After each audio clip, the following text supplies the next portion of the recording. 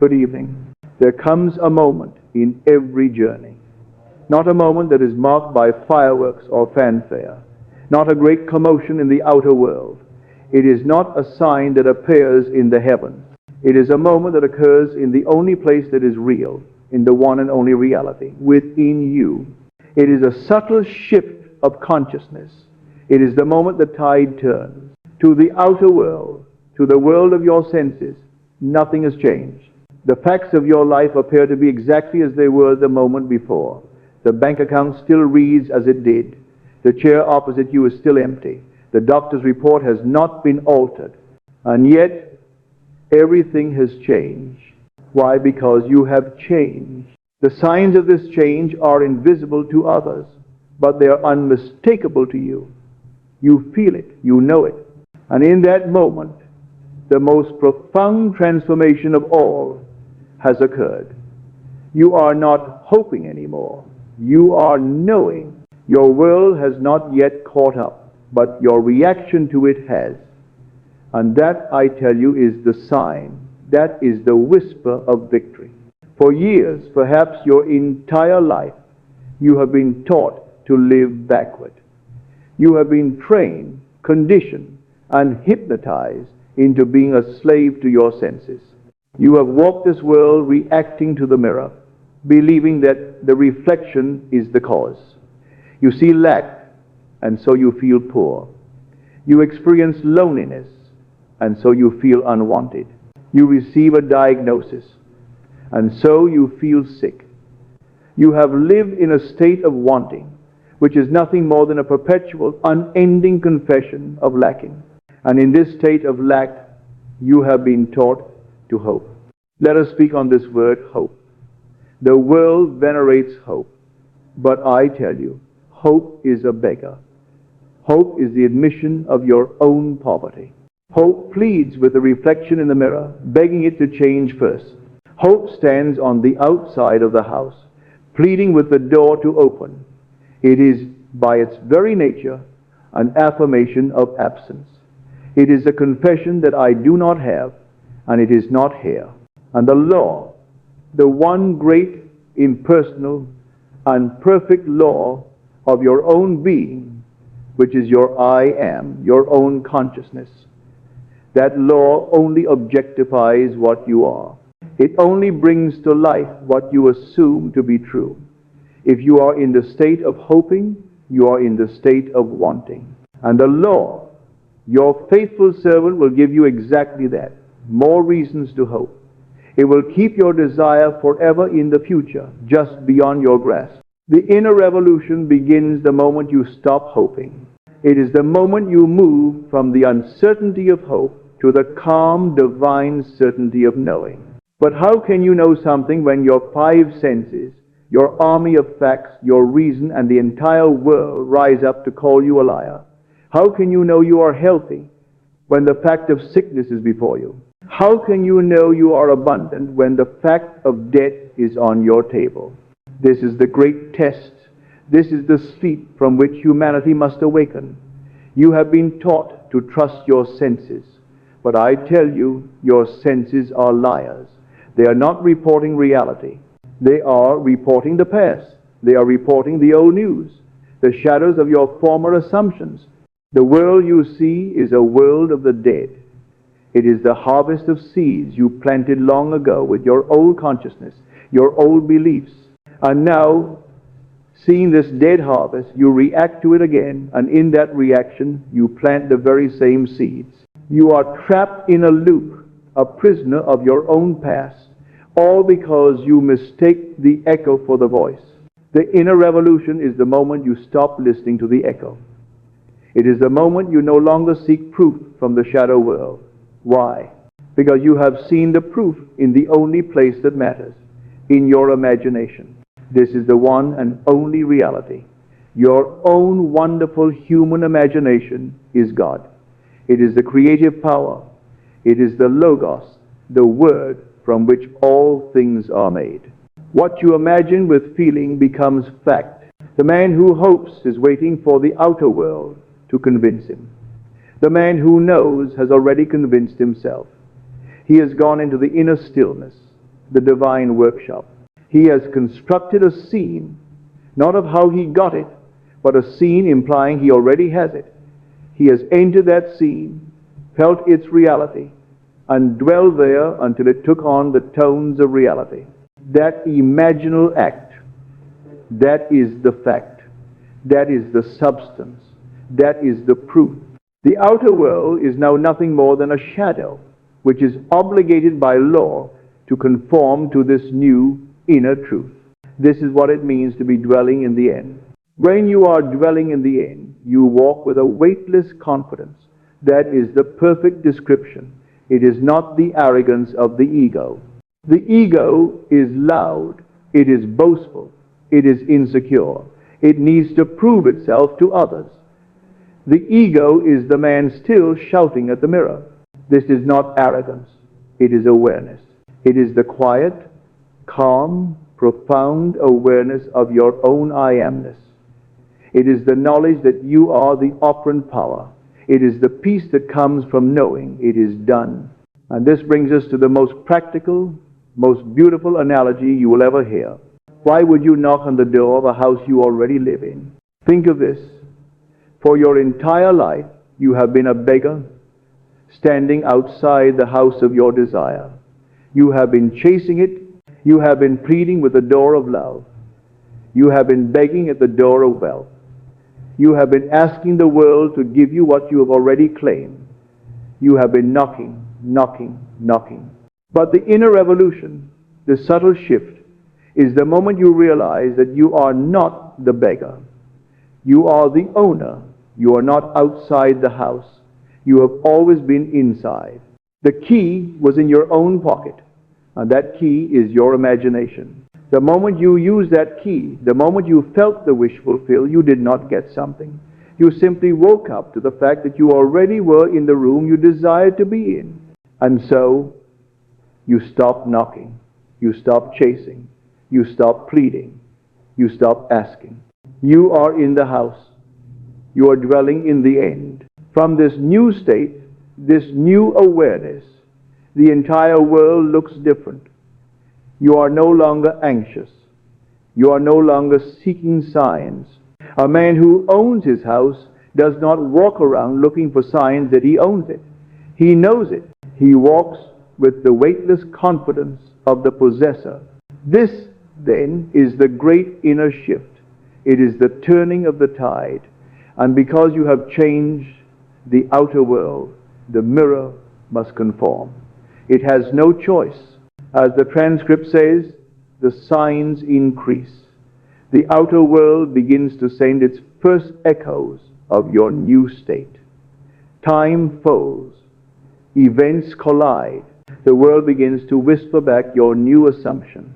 But before these outer signs become undeniable, how do you know, in that dark night of the soul, in that interval of delay, that the shift has truly happened? How do you know that the seed has taken? How do you know with absolute certainty that you are inside the house and not just imagining it? You know by the inner signs. These inner signs are the true proof. They are the purpose of our entire lecture tonight. They are the subtle, yet unmistakable markers of the inner revolution. They are the guarantees of the inevitable harvest. The first and greatest of these signs, as we have touched upon, is that you stop chasing. The frantic energy is gone. But what follows? What are the other signs that the tide has truly turned within? Tonight, we will identify them one by one. We will explore the bridge of incidents. We will explore the profound, unexplainable peace. We will explore how your old self becomes a stranger to you, how you redeem your past, how you claim your true blueprint, and how you finally, completely, stop fighting the present moment. These are the 7 signs that your desire is done. Pay close attention, for in understanding these, you will find your anchor, and you will never again be fooled by the shadows. You will rest in the certainty that it is finished. We have established the great premise. We have stood at the precipice of a profound truth that the moment of true change is not marked by outer fanfare, but by a subtle inner shift of consciousness. It is the moment you stop hoping and you start knowing. But what is the first sign of this? How do you, the individual, know that this inner revolution has truly begun? How do you know that the seed of your assumption has successfully been planted in the womb of your subconscious? I tell you, the first and most unmistakable sign is this: you stop chasing. When you truly awaken to the truth of your creative power, something remarkable begins to happen. The frantic energy that once drove you, that frantic, desperate need to make it happen, begins to dissolve.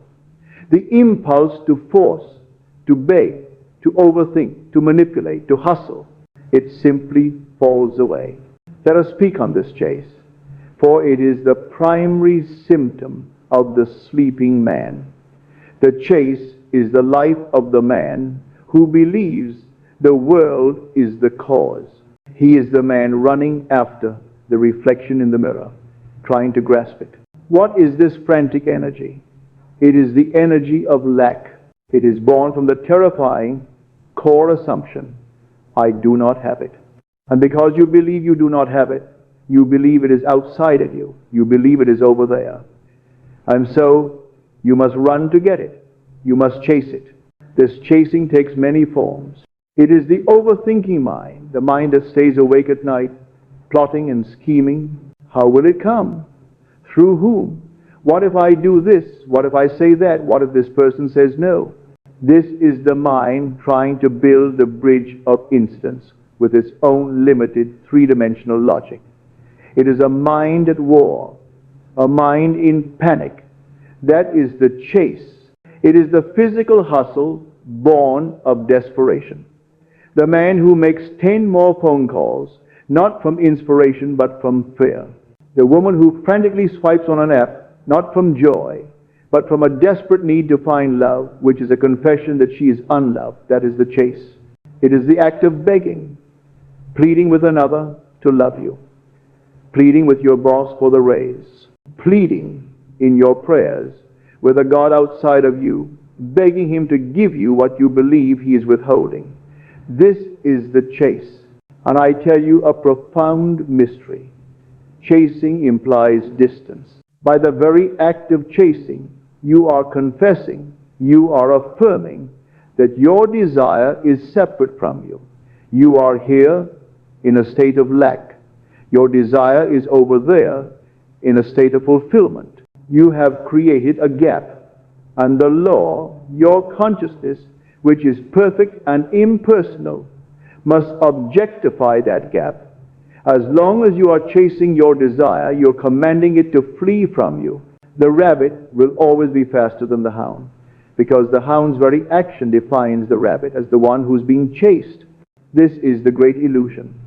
You believe you must run after your desire because it is running from you. The truth is, it is running from you because you are running after it. You are not chasing the thing. You are running from your own belief that you didn't already have it. Now, the inner shift occurs. In a moment, perhaps in the stillness of the state akin to sleep, perhaps in a flash of revelation in the middle of your day, you have a profound realization. You realize it is not outside of me. You realize that your imagination is not fantasy. You realize, as the transcript says, that it is the womb of all things. It is the one and only creative power. It is the beginning and the end. You realize that your desire is not a thing to be acquired in the world of Caesar. It is a state of consciousness to be assumed within. And in that moment of profound realization, the chase ends. It stops instantly. The frantic energy dissolves. Why? Because you realize you are not the beggar. You are the source. You are not the seeker. You are that which you seek. You have finally understood the great analogy. Why knock on the door of a house you already live in? For your entire life, you have been standing on the outside, a beggar in the rain, knocking on the door of wealth, knocking on the door of love, knocking on the door of help, hoping, pleading, chasing, and in that one sacred moment of assumption, you did not break down the door. You did not convince the owner to let you in. You simply realized that you were the owner. You had the key in your pocket all along. That key was your own imaginal act, saturated with feeling. You turned the key. You entered the house. You assumed the state of the wish fulfilled. And now you are in the house. So, I ask you, does a man who is inside his house continue to stand on the street and knock? Does he chase his own front door? Does he hustle to get in? Does he overthink how he will enter? No. It is absurd. It is impossible. He simply is. He is in the house. He walks as the owner. He thinks as the owner. He feels as the owner. This is the weightless confidence we spoke of. This is the first and most practical sign that your assumption is taken. The frantic need to do something about it in the outer world simply vanishes. Now, this is where so many are confused. They ask, but Neville, does this mean I do nothing? Do I sit in my chair and wait for money to fall from the sky? No. You have misunderstood. This shift is not passive, as the transcript says. It is powerful. We must redefine action. The chase is action born of lack. It is action from the state of not having. It is effortful, anxious, and ultimately it is shadow boxing. But when you are in the house, when you are dwelling in the end, you will act. Of course you will act. But the nature of that action changes completely. Your action is no longer the cause. Your action is the result. It is action born of alignment. It is the natural, effortless, and often joyful unfolding of the state you have assumed. It is what I call the bridge of incidents. You will feel an inspired impulse to make a call. You will feel a natural urge to go to a certain place. You will speak to someone with a quiet confidence they've never heard from you before. This is the meaning of true manifestation is not born from effort but from alignment. You are no longer striving to change the world.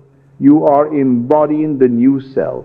And as you embody this new state, the world must conform to it. This brings us to the sacred act of letting go. The world has taught you that letting go is weakness, that it is giving up. This is false. To let go is not weakness, it is wisdom. But what are you letting go of? You are not letting go of your desire. That is a common mistake. You are letting go of the chase. You are letting go of the doubt. You are letting go of the struggle. You are letting go of the old man who believed he had to chase. This letting go is the very definition of faith. It is the Sabbath. It is the moment the farmer plants the seed and trusts the process. He does not dig it up every hour. He knows the law of germination is at work. This is your new state. You have planted the seed in your imagination. You have watered it with feeling. Now you let it be. You surrender, not to defeat, but to the end. You have surrendered to the outcome you already accepted in imagination. You now walk in a new energy, and this energy is magnetic. The law of consciousness does not respond to need. Your need is a scream of lack, and it repels your desire. The law responds to being. It responds to your I am. As long as you need it, you are the person who does not have it. The moment you are it, you no longer need it, and that is when it comes. This is the great paradox and the great truth. This is why you do not get what you want. You get what you are. So, the first sign, the great sign that the tide has turned, is that you are at peace. The chase is over. The frantic energy is gone. You may look at the world, and it may still show you the old reflection, but you do not react. You do not flinch. You do not pick up the chase again. You simply smile. as the owner of the house. You are not trying to get there. You are dwelling in the end. This is not delusion. This is creation. You are no longer the seeker. You are the source. And because you have stopped chasing, because you are no longer confessing lack, but are instead radiating the quiet, magnetic confidence of having everything you once pursued, now begins to pursue you. We have established the first great sign that your inner revolution has begun. The chase has ended. The frantic energy of wanting and striving has dissolved, and you have entered the Sabbath, the divine stillness of knowing. You have stepped inside the house of your desire in your imagination, and you have stopped knocking on the door. So what happens in this quiet? What happens in this new state of being, this Sabbath rest? For a time, nothing. The outer world, that stubborn mirror, still reflects the old dead image of your former self. But you, resting in your conviction, are not moved. And then a second, wondrous sign appears. The silence of the outer world is broken. It begins to whisper back to you. The veil begins to thin. The invisible state you have assumed within yourself begins to be felt through the visible world. This is a sign of synchronicities, the confirmation. You start to notice the odd timing of events, the repetition of numbers. You glance at the clock, and it is 11:11. You see a license plate, and it repeats the same digits you just saw on a receipt. A song plays on the radio, and its lyrics speak directly to your inner private conversation. You have a quiet thought about a person you have not seen in years, and that afternoon a friend mentions their name. A stranger in line behind you speaks words that answer a silent question you held in your heart only moments before. You must understand, in a world where your consciousness, your I am, is the one and only reality, there are no accidents, there are no coincidences. To believe in coincidence is to believe in a second cause. It is to believe that there is some other power, some chaotic force called chance that is outside of you and can act independently of your assumption. This is a profound falsehood. It is the belief that kept you a slave. No, these are not coincidences. These are confirmations. These are the first faint echoes of your new inner state. The outer world, that faithful mirror, is beginning to catch up. It is starting to reflect the new you that you have claimed within. As the transcript says, the outer world begins to echo your inner world with startling precision. This is not fantasy. This is not superstition. It is law. Your consciousness, when it is focused and sustained with feeling, when you have truly felt the wish fulfilled, begins to impress itself upon the entire field of experience. And the universe, which is nothing more than your own self, objectified and obedient, must reflect that impression. But the mirror is vast. It does not always change all at once. The first reflections are small. They are the easiest, most malleable parts of your reality. At first, as the transcript says, these synchronicities seem strange, even laughable. You dismiss them. This is your old rational mind, the watchman at the gate, trying to maintain its control. It says, that's odd. What a coincidence. It tries to brush it aside, but then they repeat. You glance at the clock again, the same numbers. You see the same number on a street address, on a page in a book. You hear the same specific, unusual phrase 3 times in one day. You begin to feel watched, not in fear, but in wonder. It is as if life itself is conspiring with you. It is as if the world is responding to your inner movement. And that, I tell you, is exactly what is happening. These are the signs that the bridge of incidents has begun to form. You have assumed the end, the destination.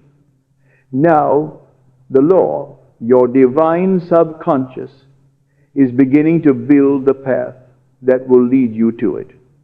These signs are the first planks of that bridge. They are the first steps of the how.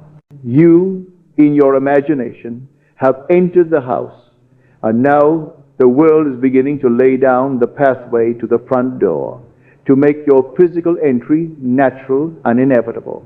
You are walking step by step into the scene you have imagined, and life, as it always does, is whispering, it's unfolding. Keep going. You are on the right path.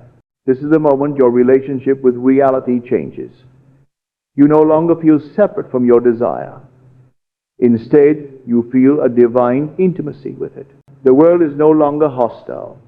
It is no longer a wall pushing against you. You feel it shifting, softening. You feel it is participating with you. Why? Because you have stopped fighting the reflection. You have made peace with it by changing the cause. And now the reflection, the world, is beginning to participate in your new assumption. But here we come to the great test. This is the moment where many, full of joy at these first signs, make a fatal error. They begin to worship the signs. They see the repeating numbers and they stop. They mistake the mile marker for the destination. They think the sign is the manifestation. They run to their friends and say, it's working. I saw 1111, or worse. They begin to chase the signs. They go on a hunt for more numbers, more validation. The moment you do this, you have failed the test. You have just confessed that you are still in doubt. You have confessed that you need the outer world to give you permission to believe. You have in that instant stepped out of the house, and you're once again a beggar, knocking on the door, pleading for just one more sign. You must understand this. This is the most profound line from your transcript. The signs don't make you believe. They mirror your belief. If you need the signs to believe, you are not in the state of assumption. You are in the state of hope. The signs are not the source of your faith. They are the result of your faith. They are evidence that your state is becoming solid, that your inner assumption is hardening into fact. They are not the cause of that state. You are the cause. So, how does the master, the one who knows, react to these signs? He does not react with giddy surprise. He does not run to tell the world. He smiles. As the transcript says, you smile, not with surprise, but with certainty. It is not the desperate cry of, oh, thank God it's working, which implies you thought it wouldn't. No. It is the calm, quiet, profound smile of the gardener who, after planting his seed, walks out one morning and sees the first tiny green sprout pushing through the soil. He does not fall to his knees in shock. He does not celebrate wildly. He does not dig it up to see if the roots are real. He simply nods. He smiles. He knows what that sprout means. He says to himself, of course, it is the confirmation of the law. It is the proof that the unseen is faithful. He knows what he planted. That tiny sprout is not the oak tree he desired, but it is the promise. It is the inevitability of the oak tree. That is how you must treat these signs.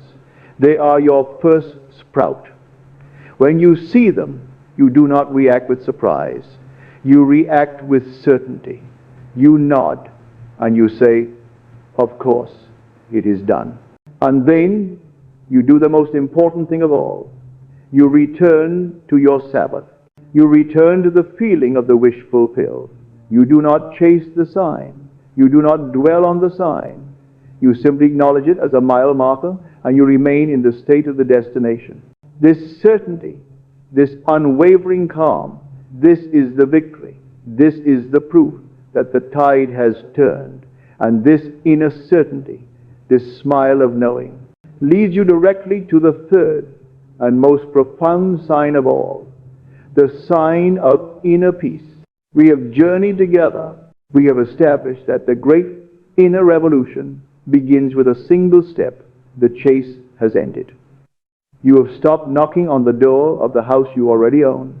And having entered this state of having, we have learned that the outer world, that great mirror, begins to send back its first faint whispers, the synchronicities, the chance encounters, the repeating numbers. These are the first planks of the bridge of incidents. These are the outer echoes. But these are still signs in the world of Caesar. They are still reflections. And a man who is truly free does not depend on the reflection for his conviction. He does not need the mirror to tell him who he is. So, how does he know?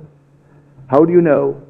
In that dark night of the soul, in that interval of gestation, where the outer world remains stubbornly fixed, that your assumption is taken. How do you know with absolute certainty that the seed is fertile and that the harvest is inevitable? This brings us to the third and perhaps the most sacred, the most definitive sign of all. It is the sign that matters more than all the repeating numbers in the world.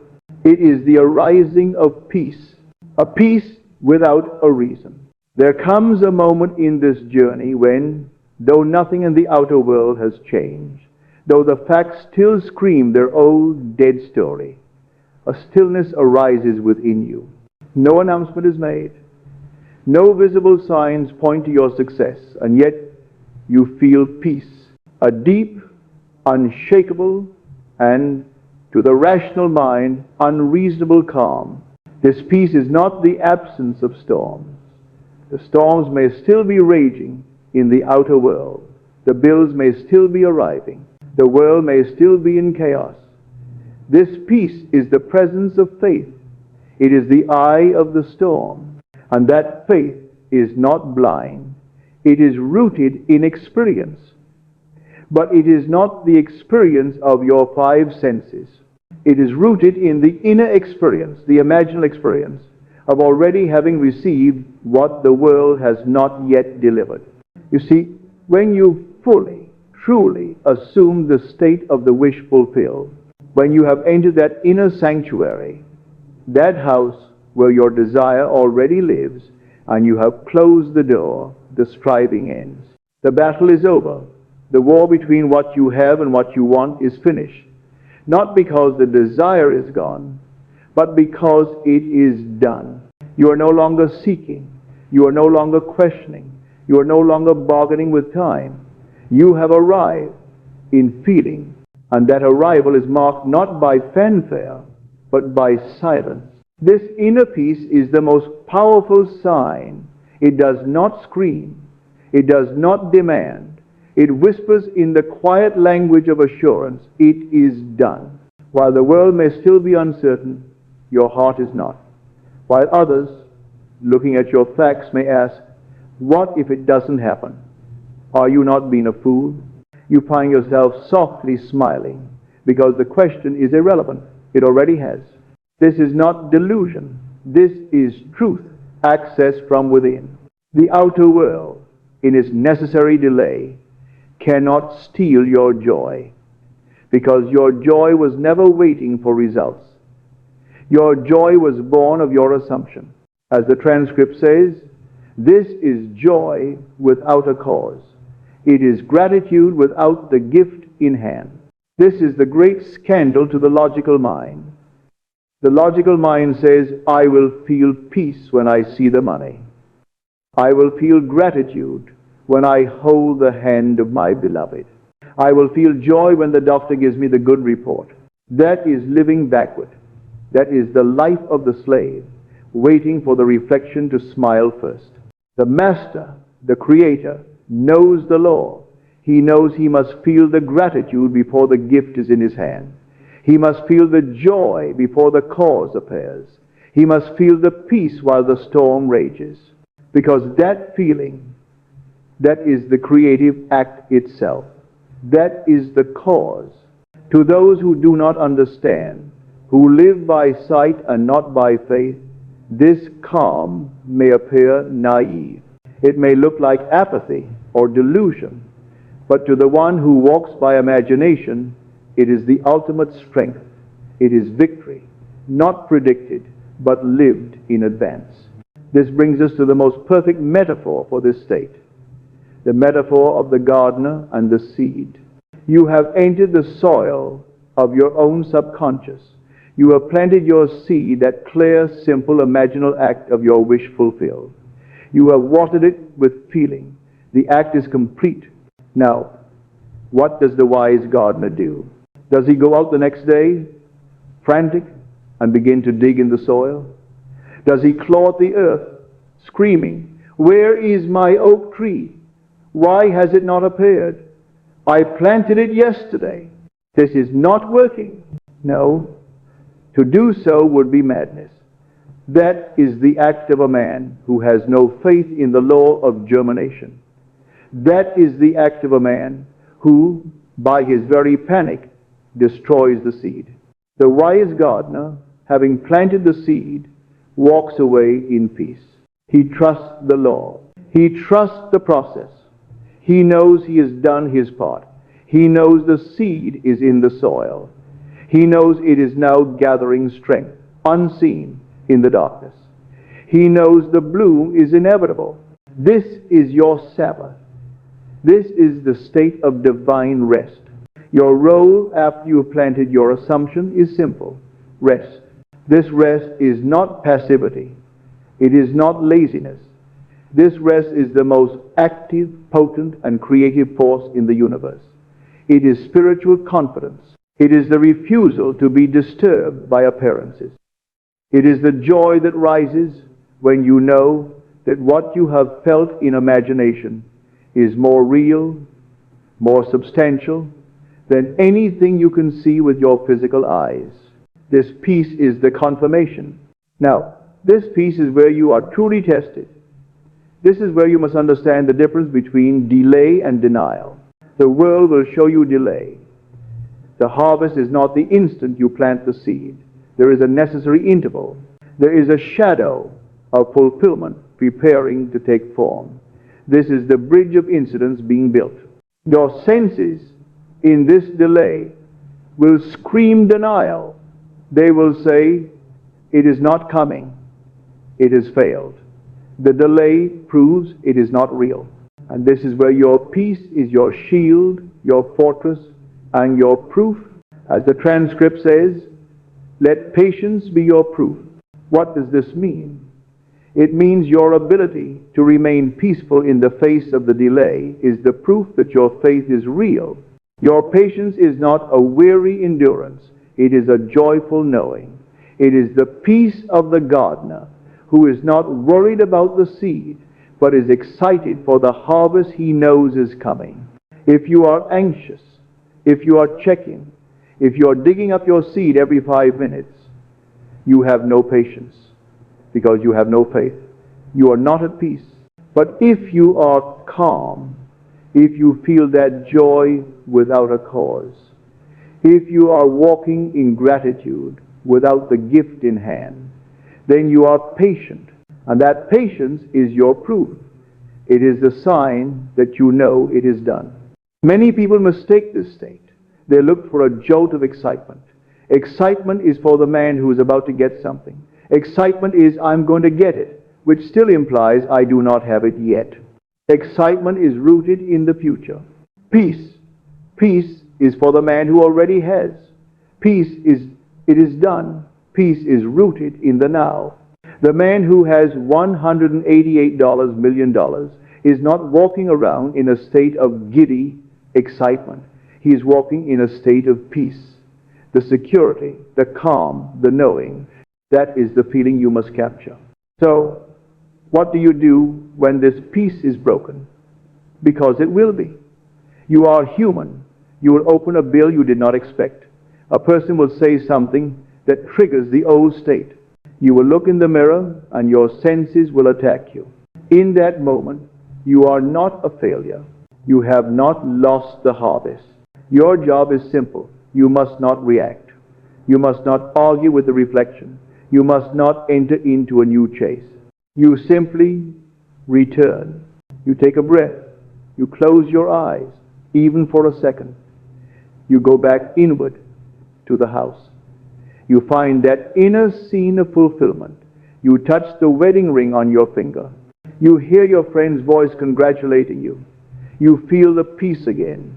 You anchor yourself back in the knowing. You do this as many times as it takes. You do not fight the world. You simply remind yourself of the greater reality.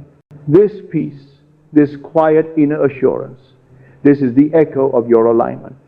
This is the signature of creation. So if you find yourself today at peace in the middle of uncertainty, if you find yourself smiling for no reason, if you feel a quiet joy bubbling up when nothing has happened, do not question it. Do not dismiss it. Do not try to stir the waters with action or proof. Let that peace be enough. Let it speak louder than your doubt. For it is not merely a sign that victory is coming. It is victory itself.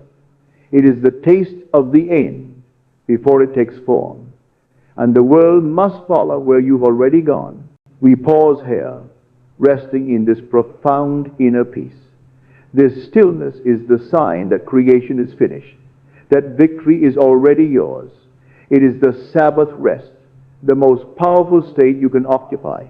If this understanding of inner peace as the true confirmation resonates deep within you, if you are ready to stop looking for outer signs and start living from this inner knowing, then I invite you to subscribe to this channel.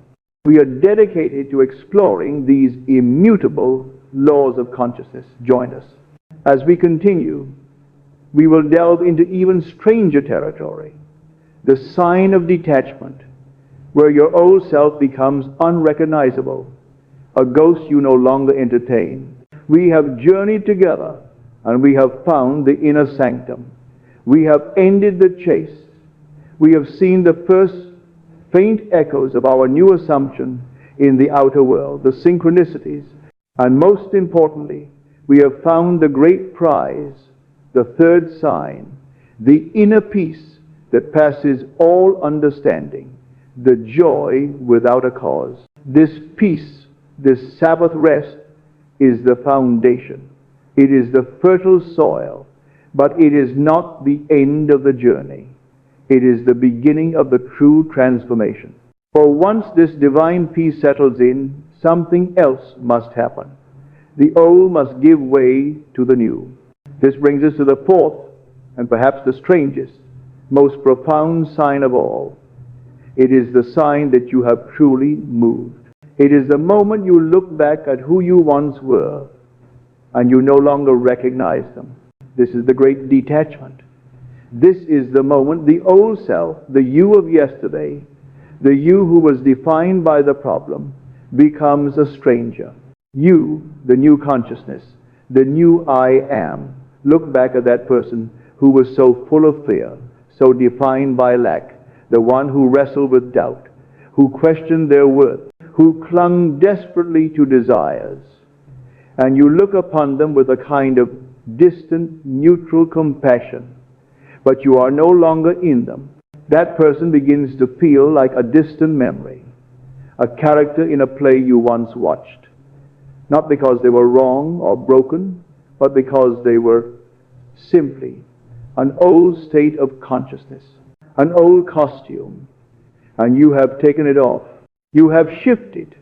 You have moved into a new house, and the you of yesterday was simply the old tenant of the house of lack.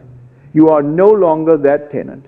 As this new identity, this new I am, becomes your home, the most miraculous things begin to happen. As the transcript so beautifully states, that is why the old you seems foreign. That is why old habits feel heavy. Let us speak on this. This is the practical proof. The heavy habits, the old habit of waking up and immediately feeling the knot of anxiety in your stomach. One morning, you wake up and you search for it, and it is not there. The habit is still present, but the feeling is gone. The mechanism is heavy. It know of. The old habit of complaining to your friends about your problem. You open your mouth to do it, and the words feel foreign. They feel like a lie. They taste like ash. You cannot bring yourself to speak the old story because you are no longer the actor playing that part. The old habit of frantically checking your email or your bank account or your phone looking for proof. You find yourself reaching for the phone and your hand stops. A new awareness arises asking, why? It is already done. The habit feels heavy. It is an effort. It is no longer the natural automatic impulse of the man of lack. It is now the unnatural forced action of a man of abundance. This is the shift. You are becoming something new. And as this new state becomes natural, the old state must become unnatural. As the old self fades, as the old identity dissolves, what once felt urgent now feels neutral. This is not indifference. I must be very clear. You have not lost your desire. This is transcendence. The desire that once burned within you with the pain of longing. That was not the desire. That was the lack. That was the craving. That was the chase. Now, that frantic, painful energy is gone. And in its place, the desire rests in quiet certainty. You no longer crave it with desperation because you have accepted it as already yours. You are no longer trying to become. You are simply being. And in that state of being, the old self fades away. As the transcript says, not with drama, but with grace. This brings us to the profound mystery of absence. The transcript you have studied speaks of absence as a strange teacher, and that in their absence, something profound begins to unfold. Let us interpret this, not through the lens of the world, but through the lens of the law. What is this absence? It is not the absence of another person. It is the absence of the old self. Your I am, your awareness, is the light of the world. Whatever you place your awareness upon becomes your reality. It is lit. It is alive. For your entire life, you have kept your awareness, your I am, firmly fixed in the state of I am, the man who lacks. You lit that state. You gave it life. But now, through your imaginal act, through your persistence, through your attainment of peace, you have withdrawn your light from that state. You have removed your awareness. And what happens when you remove the light from a room? Darkness, absence, a void. You have, for the first time, made your problem absent. You have made the old you absent. And as the transcript says, in their absence, something profound begins to unfold. What unfolds? The new state, the new reality. The absence of your old anxiety is the sign. The absence of the old desperation is the sign. The absence of the old frantic chase, that is the profound void in which your new creation is now taking form. You have finally made room for it. This leads to the power of silence. The transcript states that in the silence, they're compelled to confront parts of themselves. Again, let us interpret this. What is this silence? It is the peace you have achieved, the third sign. It is the absence of the old, noisy, doubting, frantic mind. For the first time, your mind is quiet. And in this new, vast, inner quiet, the old, habitual thoughts of fear and doubt have nowhere to hide. Before, your mind was a storm of anxiety, and one more worry thought was just one more drop of rain. You didn't even notice it.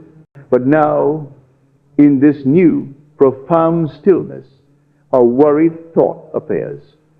The memory of the old state. The thought, but what if it doesn't work? And in this silence, it is no longer you. It is a noise. It is an echo. It is a disturbance. And you, the new consciousness, the observer, you see it. You are no longer in it. You are not it. You are the awareness watching it. This is the moment the transcript speaks of. You begin to notice that your old worries can no longer find you.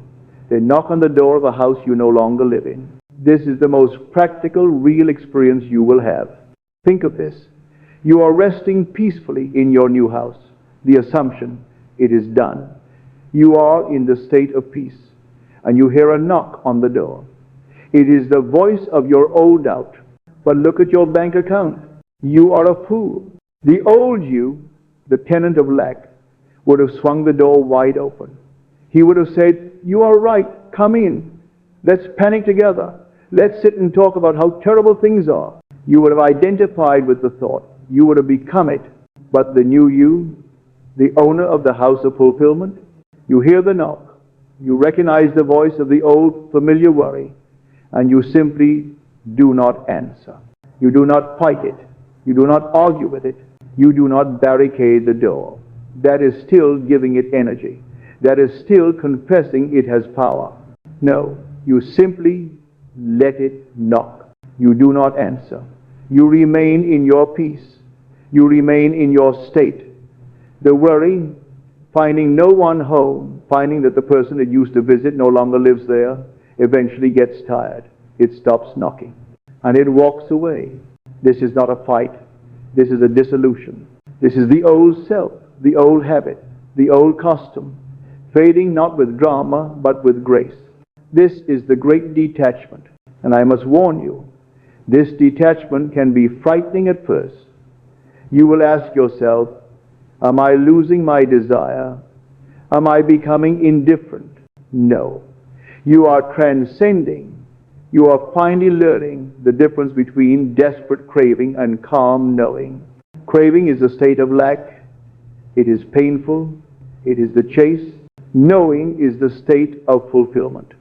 It is peaceful. It is the rest.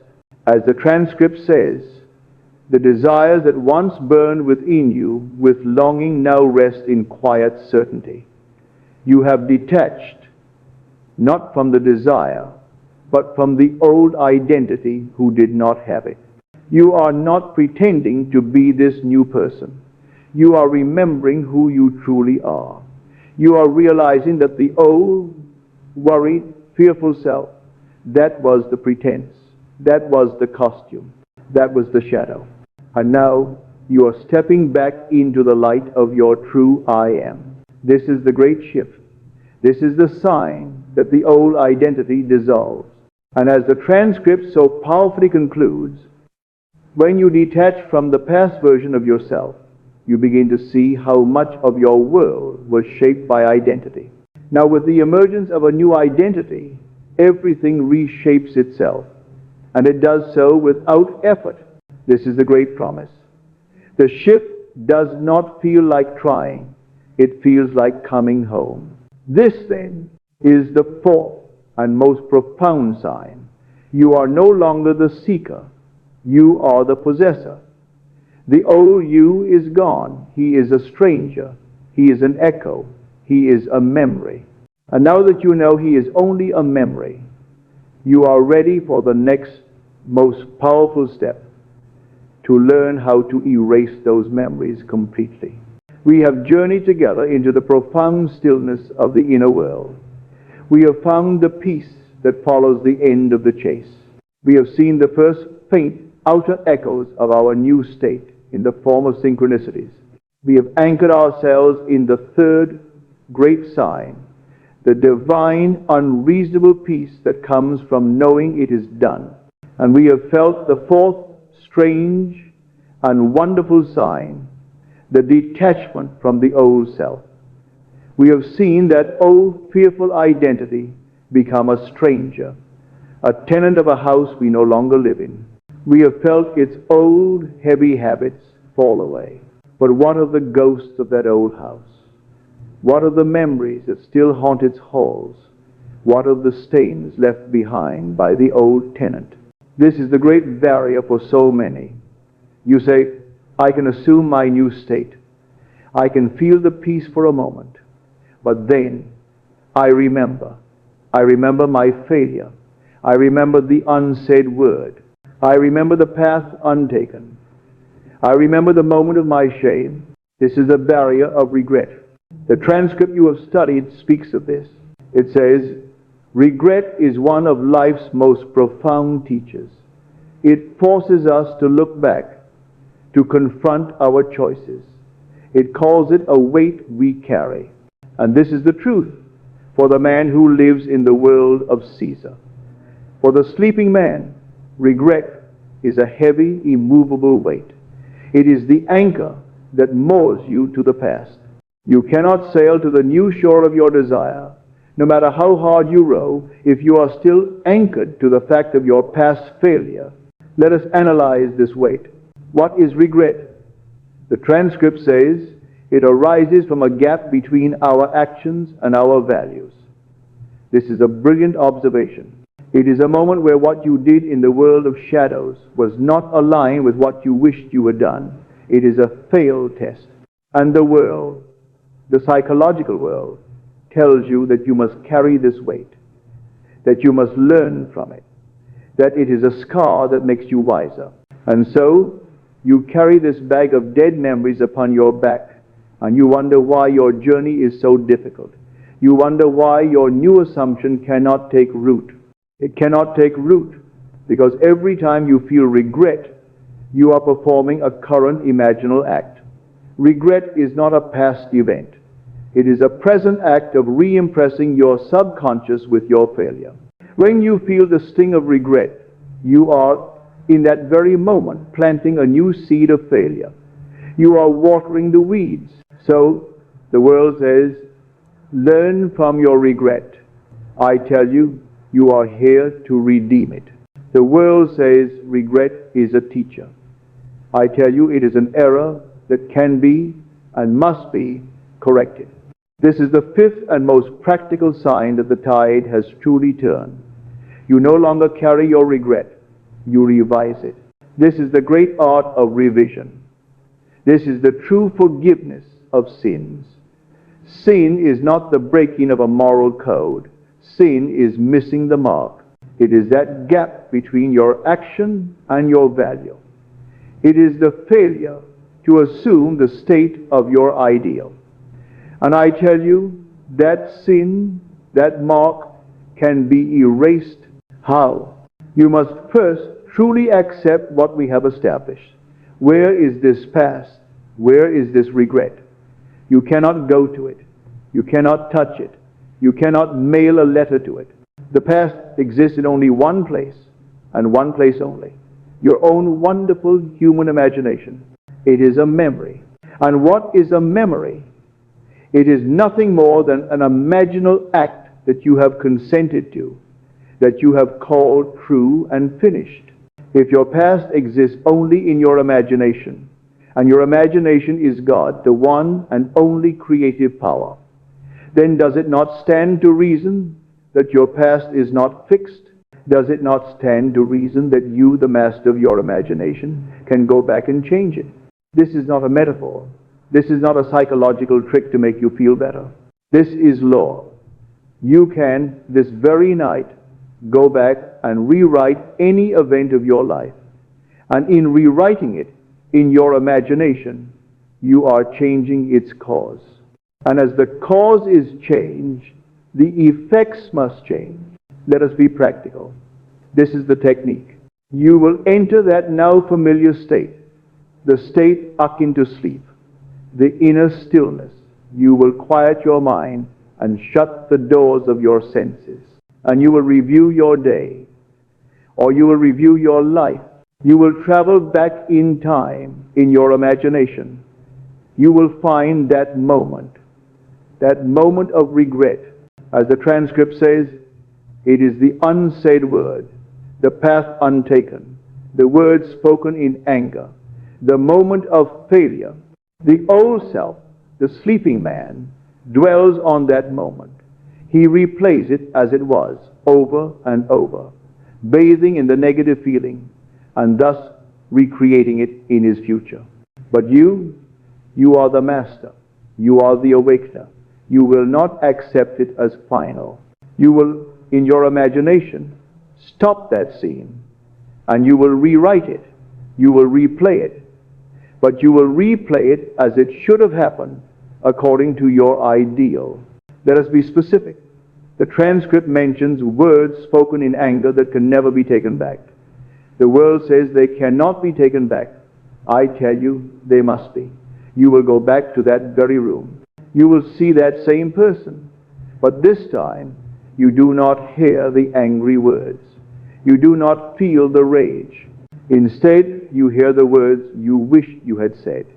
You hear the words of love, of understanding, of reconciliation. You hear them respond with grace. You feel the profound relief and peace of that reconciliation. And you will persist in this revised scene. You will loop it over and over until it takes on the tones of reality. You must feel it. The feeling is the fire that burns away the dross. You must feel it so completely that it becomes more real than the angry memory. What of the path untaken? The mischance, the business opportunity you lost? You will go back to that moment of decision. But this time, you do not turn away in fear. You assume the state of the man who took it. You feel the thrill of the wise choice. You feel the success that flowed from it. You know you did it. What of the failure? The meeting where you were rejected? You will rewrite it. You will sit in that same chair, but you will hear the words, "You are perfect. Congratulations." You will feel the handshake. You will feel the gratitude of success. You will persist until the feeling of regret is replaced by the feeling of fulfillment. What have you done? You have not fooled yourself. You have not lied to yourself. That is the weak argument of the rational sleeping mind. You have done something far more profound. You have applied the law. You have changed the cause. Your subconscious mind, that faithful, impersonal servant, does not know the difference between a physical fact and a mental fact. It does not know then from now. It only knows what you impress upon it with feeling. By replaying the scene with the feeling of fulfillment, you have impressed the subconscious with a new memory. You have quite literally replaced the old seed of failure with a new seed of success. Your subconscious accepts this new, revised memory as the truth. It was this that happened. And what happens in the outer world, the world of shadows? It must conform. The person you argue with, the one from whom you are estranged, you will receive a call, an email. They will write to you, and the anger will be gone. There will be no memory of it, because in the only place it was ever real, your imagination, you erased it. The opportunity you lost, it will return in a new and more wonderful form. Or a greater door, one born from the success you imagine, will open. You have pruned the tree of your life. You have, as the scripture says, let not the sun go down upon your wrath. That was not a moral command. It was a psychological, creative command.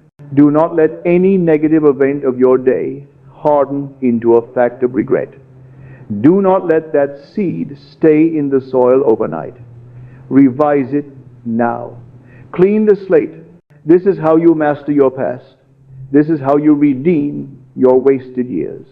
The transcript says there are no wasted years in God's design. This is why. Because no year is wasted if you can go back and revise it, extracting the gold and leaving the dross.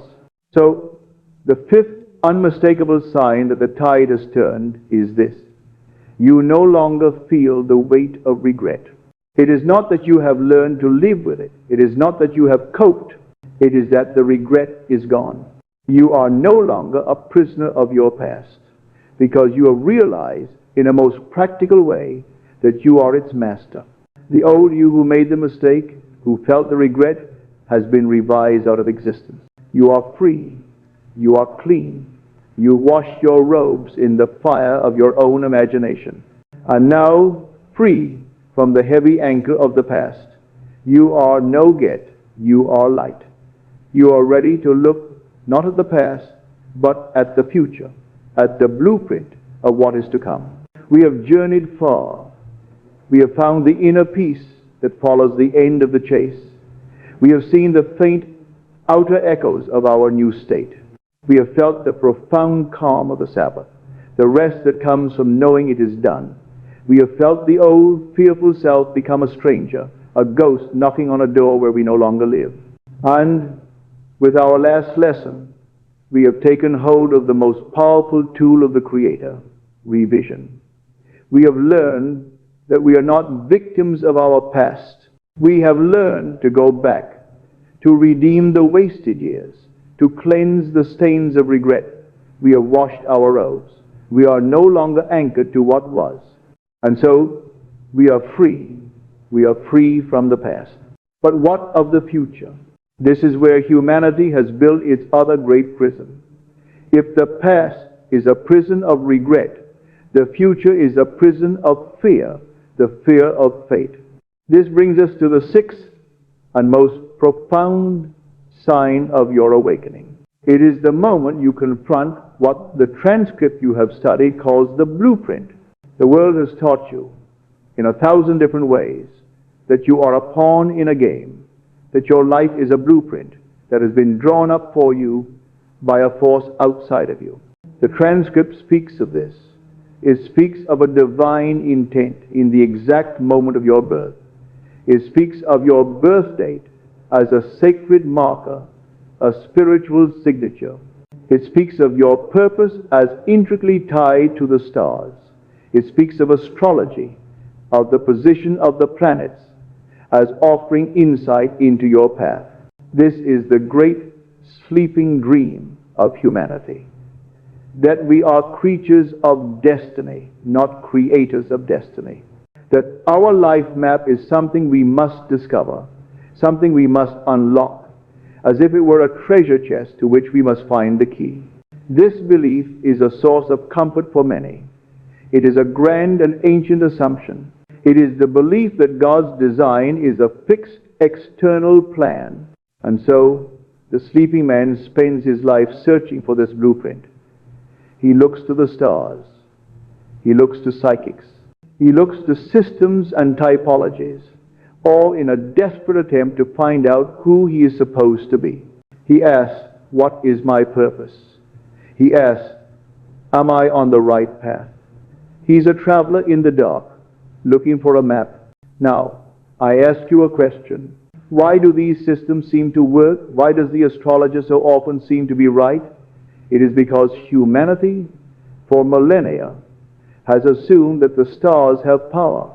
We are born into this vast collective human assumption. We are born into a world where it is believed that a man born in one season will have one temperament, and a man born in another will have another. These are not laws. They are collective beliefs that have hardened into fact. They are just another part of the world of Caesar. They are statistics, not sentences. They are reflections, not causes. Tonight, I tell you a truth that will shatter this prison. I tell you a greater truth. You are God. Your own wonderful human imagination, your I amness, is the one and only creative power. Therefore, the purpose written in the stars is a lie. It is a grand, beautiful, and profound lie.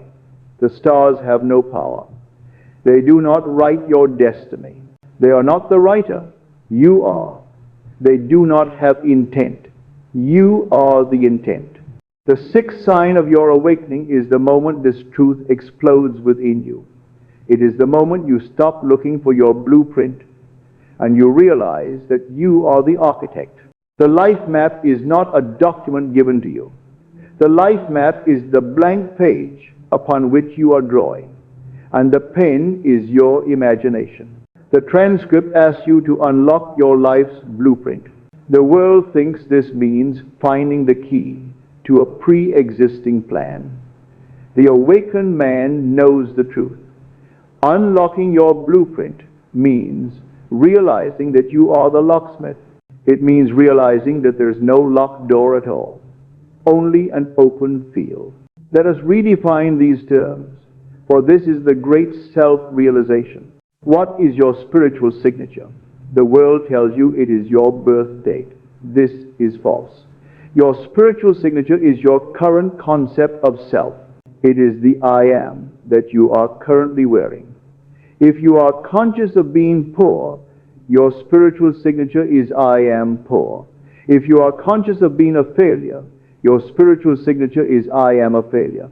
And this signature can be changed this very night.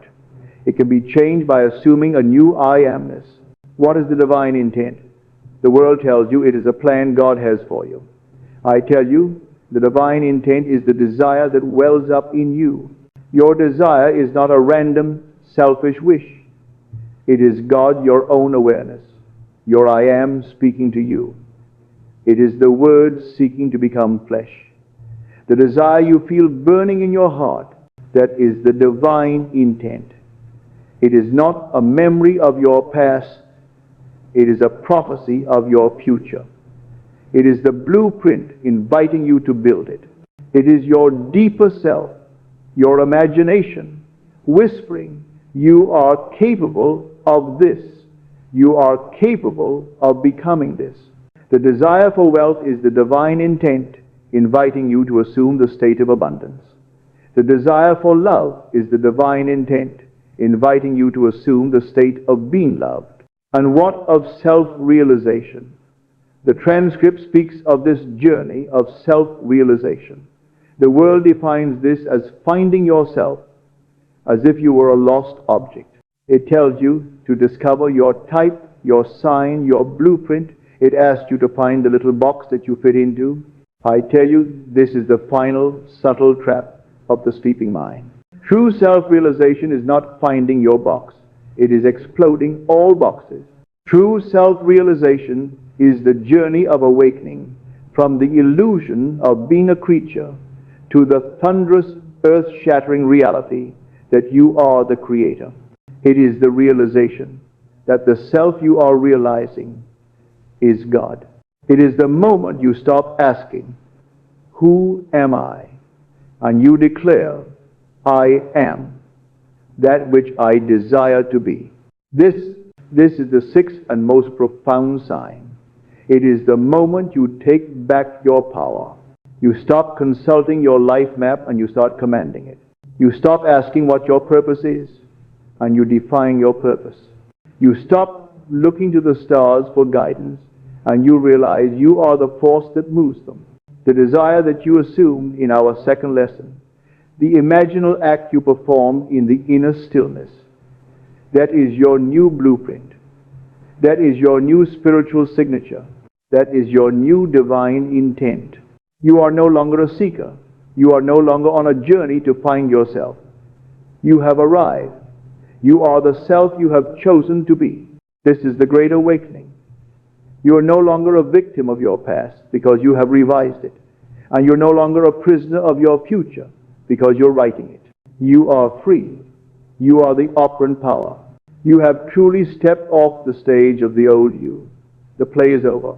The costume of the man born under a bad sign, the costume of the man with a flawed blueprint, it has fallen away. You are, for the first time, standing in your own true identity. Pure, limitless, creative awareness. Your I amness. You have claimed your power. You have accepted your blueprint, the one you yourself have drawn.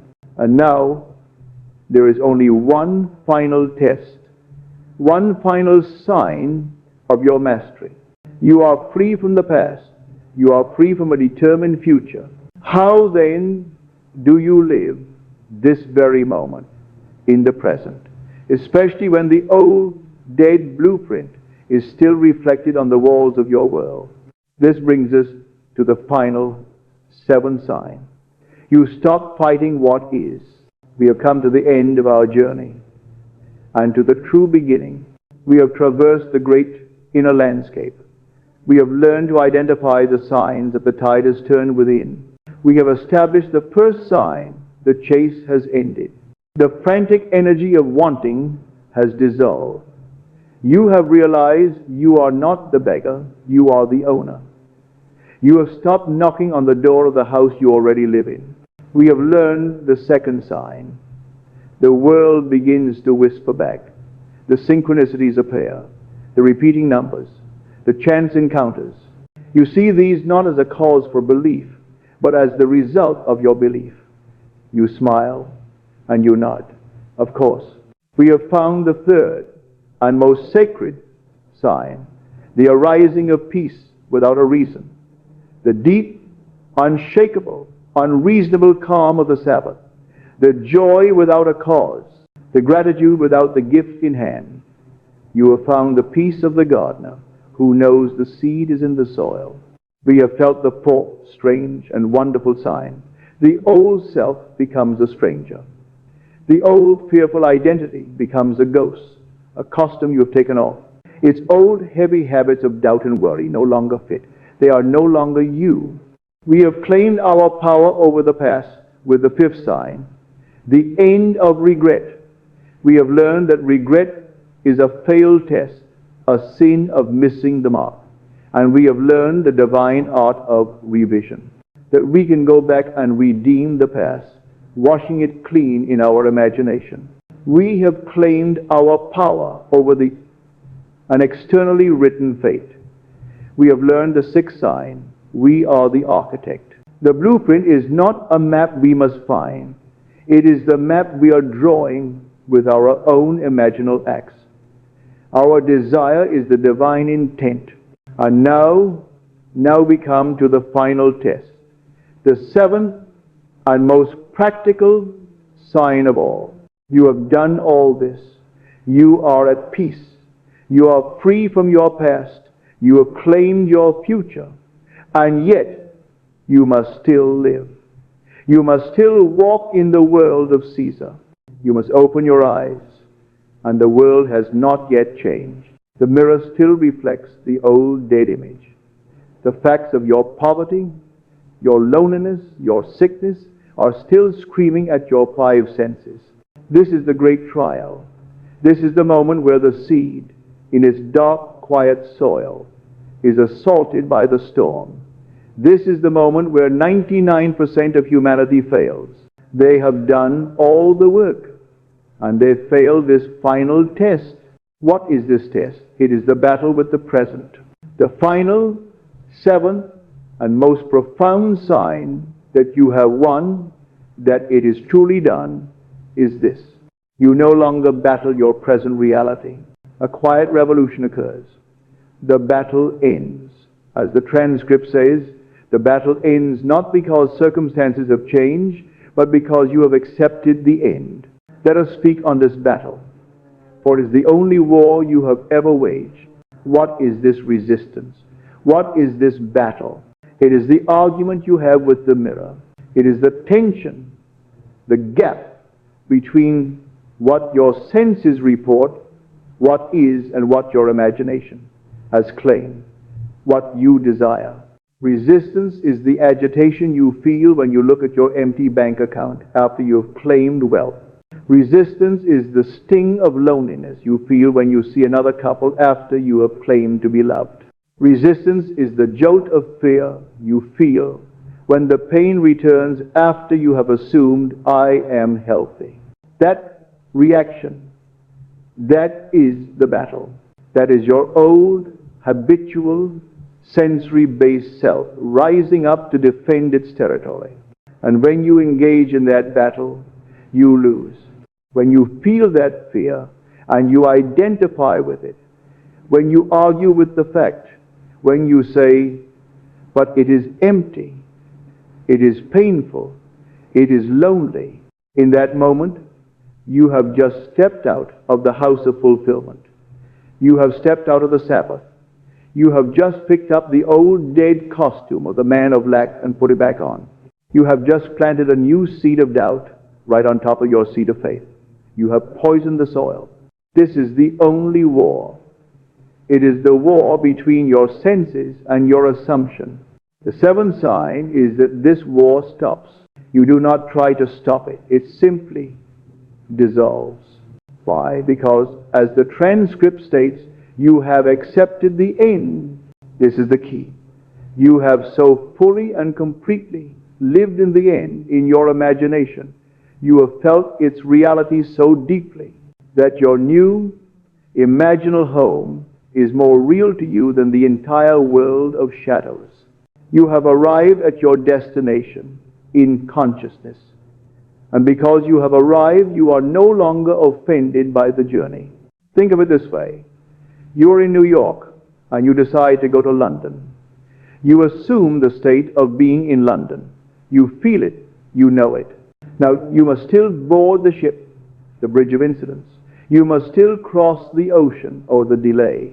While you are on that ship, in the middle of the ocean, do you look out the window at the water and scream, "This is not London. I have failed. This is all water"? No. To do so would be madness. You know you are on your way to London. You know the ship is carrying you. The fact of the water is not a denial of your destination. The water is the path. It is the means. It is the necessary interval. You do not fight the water. You allow the water to be. You rest on the ship. You are in the middle of the ocean, the present moment, but you are thinking from your destination, the end. This is what it means to stop battling the present. The present moment, the delay, the fact that your senses report, it is no longer an obstacle. It is no longer a denial. You see it for what it is. It is the bridge of incidents unfolding. It is the path. It is the process. It is the shadow of fulfillment preparing to take form. And so you allow it. As the transcript says, you allow what is to be while resting in what will be. This is not passivity. I must be very clear. This is the great misunderstanding of the world. The world thinks that if you do not fight, you're passive, that you are giving up. No. This is the difference between force and power. The battle is force. It is the desperate human, ego-driven effort to change the shadow. It is pushing against the reflection. It is effortful, it is exhausting, and it fails. Power is your I amness. It is the quiet, divine, effortless knowing of the Creator. It is the assumption that is already done. It is being the substance which commands the shadow to follow. The world says, fight for your limitations. The law says, assume your freedom. The seventh sign is that you have laid down your force. You have stopped striving, and you have, for the first time, stepped into your true power. So, what does this look like in your day? It means you stop checking.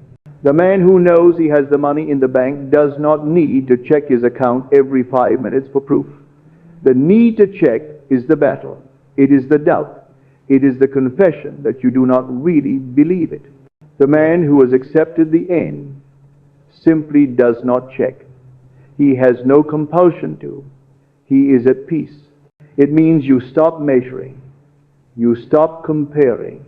You stop looking at another's success and feeling the sting of your lack. That sting is the battle. The new you, the one who has accepted the end of his own abundance, looks at another's success and feels nothing but joy or neutrality. Their success is not a threat to his, because his is already secured in his imagination. The comparison, the measurement, simply stops.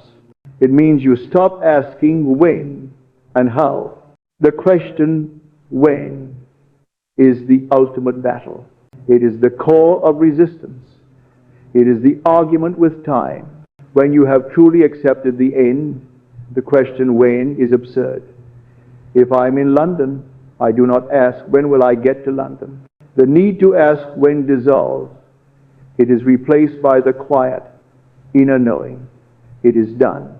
It is here, now, in consciousness, and it is unfolding. This is the great letting go that the transcript speaks of. You do not let go of the desire. You let go of the argument with time. You let go of the impulse to make it happen. Why? Because you have already made it real within. So when the outer world presents you with the old dead fact, when the bill arrives, when the old self from part 4 knocks on your door, what do? You do not react. You do not battle. You allow it. You look at the bill, you acknowledge it as a shadow of the past. It is an echo. It is the water outside the ship. And you calmly, peacefully, in your own mind, return to the end. You pay the bill in your imagination from your infinite supply. You feel the gratitude of having more than enough. You revise the moment, as we learned in part 5. You do not fight the shadow. You simply shine your light on the truth. This is the mastery. You are no longer at war with reality. You are no longer offended by delay. You are no longer moved by appearances. You have detached, not from your desire, but from your doubt. And what happens in this state? This is the final magnetic secret. As long as you battle your present, as long as you resist your lack, you are radiating the frequency of lack. You are screaming at the universe, I am in a battle, I am struggling, I am lacking. And the world, that faithful mirror, must reflect your battle. It must give you more to struggle against. But the moment you stop resisting, the moment you accept the present moment as the temporary, unfolding bridge, the moment you radiate the peace of the end, you have changed your frequency. You are no longer radiating lack. You are radiating peace. You are radiating fulfillment. And peace, as the transcript says, is the evidence of faith. The universe, your own consciousness, recognizes this profound shift. It feels your peace. It feels your lack of resistance, and it must respond. It no longer has a struggle to reflect. It only has peace to reflect. It only has fulfillment to reflect. This is the moment you become magnetic. This is the moment the outer world must bend to reflect it. Not because you forced it, but because you allowed it. Not because you fought it, but because you accepted the end. This is the seventh and final sign. The war is over. You are at peace. You are not waiting. You are abiding. You are being. You are resting in the conviction, not in hope, that what you accept as true within will always find its mirror in the world without. You have at last become the master. And so we arrive. We have journeyed together through the landscape of consciousness. We have navigated the winding paths of assumption, feeling, persistence, and revision. We have identified the 7 subtle, yet unmistakable signs that the tide has turned within. We have learned that the chase has ended, replaced by the calm certainty of the possessor.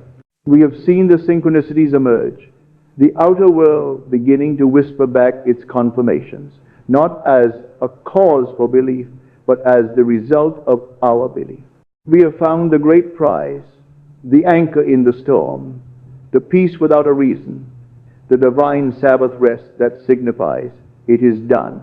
We have witnessed the 4th sign, the strange detachment, where the old self becomes a stranger, its fears and limitations now foreign, its heavy habits falling away like a discarded costume. We have learned to wield the power of revision. The 5th sign, cleansing the past, redeeming regret, realizing we are not victims of memory but masters of it. We have claimed our authority as the architect, realizing the blueprint is not a fate written for us, but the glorious design we are drawing with our own imaginal acts. This is the 6th sign. And finally, we have found the ultimate mastery, the 7th sign. We no longer battle the present. We allow the shadows of what is to be, while resting firmly in the substance of what must be. You have seen the signs. You have felt the shift. And now we come to the great conclusion, the culmination of all this inner work. It is not a hope. It is not a wish. It is a fact. You have already won. This is the final truth. This is the understanding that transforms the student into the master. The victory was not won when the money appeared in your bank account. The victory was not won when the hand of your beloved was placed in yours. The victory was not won when the doctor pronounced you healed. Those events Those are the echoes. Those are the inevitable consequences. Those are the shadows catching up to the substance. The victory was won the moment the inner shift occurred. The victory was won the moment you successfully assumed the feeling of the wish fulfilled and knew it was done. The victory was won the moment the chase ended and the peace began. This may seem paradoxical to the sleeping mind, the mind conditioned by the world of Caesar. The world declares victory only after the battle is fought in the physical realm. It demands proof from the senses. It needs to see the trophy in hand. But the law does not operate according to the rules of Caesar. The law operates from cause to effect, and the cause is within. The victory is won in the unseen. Think again of our analogies. The gardener plants his seed. Does he declare victory only when the great oak tree stands tall? No. The victory was won the moment he knew he had successfully planted a fertile seed in fertile ground. From that moment, the emergence of the oak, barring some unforeseen catastrophe, which is also a state of consciousness, is a certainty. He rests in that certainty. He knows he is won. The unfolding in time is merely the playing out of that inner victory. The man who owns his house, does he feel victorious only when he physically walks through the door each night? No. His victory is the knowledge of ownership. That knowledge brings peace. It ends the chase. He knows the house is his, whether he's inside it or miles away. That inner knowing is the victory. This is the state you have reached when these inner signs appear. You are the gardener who knows the seed is good. You are the owner who knows the house is yours. You have already won. Now, let us delve deeper into this state of already having won. What does it truly feel like? How does one live from this place of inner certainty, especially when the outer world, that lagging mirror, still shows the old dead image? This is where true mastery is demonstrated. It is easy to feel victorious after the prize is in your hand. The true creator feels the victory before. The feeling is primarily one of release. You have been carrying a great weight, the weight of wanting, the weight of trying, the weight of hoping, the weight of doubt, the weight of fear, the weight of regret, the weight of looking for a blueprint, the weight of battling your present reality. And in the moment of true assumption, in the moment these inner signs confirm your shift, that weight simply drops. It is gone. You feel light. You feel free. This release is not something you do. It is something that happens as a consequence of your inner shift. You cannot try to feel released. You simply are released because you have stepped out of the state where the weight existed. You have moved into a new house where those burdens are not allowed entry. This release manifests as the profound peace we discussed, the third sign. But it is more than just calm. It is a peace born of completion. It is the peace of knowing the work is finished. Creation is finished. Your selection is made. It is done. This peace is your anchor. When the storms of the outer world rage, when the senses scream their denials, when doubt knocks on the door, you do not engage. You simply return to this inner peace. You remember, I have already won. This is just the unfolding. This state of already having won also brings forth a profound sense of detachment related to the fourth sign, the old self fading. Again, we must be clear. This is not the detachment of indifference. You have not lost your desire. This is the detachment of the possessor. Think of something you know you possess, your name, your hands. Do you walk around all day clinging desperately to your name? Do you constantly check to make sure your hands are still attached? Are you anxious about losing them? No. You possess them so completely, so naturally, that you rarely even think about them. You are detached from them. not because you do not value them, but precisely because you know they are yours. There is no fear of loss. There is no anxiety. There is only the calm, natural assumption of possession. This is the detachment you begin to feel towards your desire. When you know it is done, when you know you have already won, the desperate need for it dissolves. The frantic clinging energy disappears. You still desire it? Yes. But the desire is no longer a painful lack. It is a calm knowing. It is the owner knowing his house is his. He desires to be in it, perhaps, but he is not anxious about possessing it. This detachment is the sign that you have truly moved from wanting to having. And this detachment is profoundly magnetic. The universe does not respond to neediness. Neediness is lack. The universe responds to being. And when you are being the one who already has detached and calm, your desire must rush to meet you. Now, let us address the lingering voice of doubt. The voice that says, but I feel the peace. I feel detached. Yet nothing has happened. The mirror still shows the old image. How can I say I have already won? This is the final illusion. This is the belief that the shadow is the substance. You are still, in that moment, giving power to the reflection. You must remember the law. Consciousness is the only reality. Your imaginal act, saturated with feeling, is the fact. The outer world is always late. It is the echo. The victory is the inner shift. The victory is the peace. The victory is the detachment. The victory is the knowing. Do not wait for the mirror to confirm your victory. You are the victory. Your state is the victory. When the gardener sees the first sprout, he does not say, perhaps I will win. He knows he has won. The sprout is the confirmation of his inner victory, the victory that occurred the moment he planted the seed in faith. Your inner signs, the peace, the detachment, the end of the chase, these are your sprouts. They are the proof that the seed is fertile, that the law is working, that the victory is secured. You must rest in that proof. You must abide in that knowing. This brings us back to the blueprint, the sixth sign. When you realize you are the architect, you stop worrying about whether you are on the right path. You know you are on the right path because you are creating it. The path unfolds from your assumption.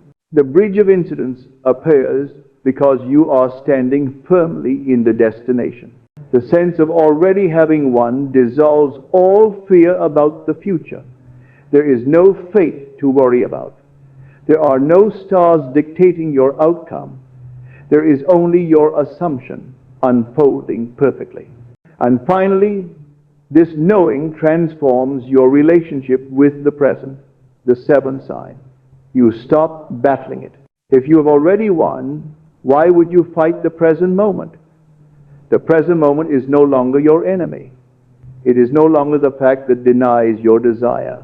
The present moment becomes the bridge of incidents. It becomes the pathway of your victory unfolding. You look at the delay, and you are not frustrated. You see it as the necessary interval of growth, the time it takes for the seed to become the tree. You look at the obstacles, and you do not see barriers. You see the steps on the bridge. You see the necessary lessons, the strengthening, the redirections that are part of the perfect unfolding. You live in the present moment, not with resignation, but with anticipation. Not with anxiety, but with peace. You know where you're going because you've already been there. In imagination, this is the life of the Master. This is the life of the awakened Creator. The victory is not the thing. The victory is the consciousness that commands the thing. The victory is the awakening of the I Am within you. As the transcript says, the signs are not coming, they are here. You have crossed an invisible threshold. What you once hoped for, you now embody. What you once imagined, you now expect. The victory was won the moment you imagined it and believed. So, I charge you tonight to accept this truth. You have done the work. You have felt the shift. You have seen the inner signs. Stop waiting for the world to give you permission to feel victorious. Grant it to yourself. Now, you have already won. Live from this knowing. Walk in this peace. Speak from this certainty. Let this detachment be your shield. Let this freedom from the past and the future be your power. Remain calm. Remain true. Remain inwardly fulfilled. And watch, simply watch, as the world, that faithful lagging mirror, catches up to the glorious victory you have already secured within. It is done. Thank you for walking this inner journey tonight. What you have received is not mere information. It is the key to unlocking your divine birthright. You are the operant power. The victory is already won within. If you are prepared to live from this truth, to embody this power daily, I invite you once more to subscribe to this channel and to share this awareness with those who are ready to awaken. This lecture has illuminated the signs of the inner shift. To fully grasp the nuances, the techniques like revision, and the practical application of these truths in every aspect of your life, we encourage you to explore the complete, detailed lecture available here. Do not delay your awakening. Claim your victory. Good night.